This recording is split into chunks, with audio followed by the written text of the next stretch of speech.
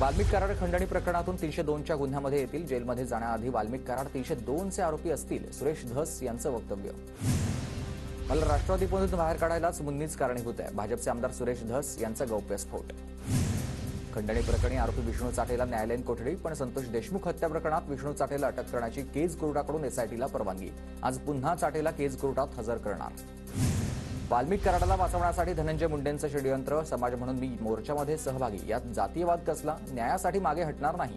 देशमुख हत्या प्रकरणावरून जरांगे आक्रमक झाले.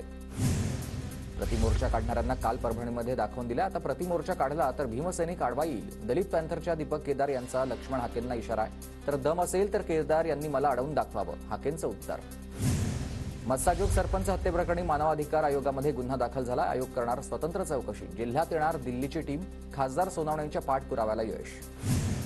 ग्रामपंचायत हद्दीमधील बियर शॉप सुरू करण्यासाठी त्रास दिल्याचा राग मनात धरून सरपंच आणि उपसरपंच यांना मारहाण.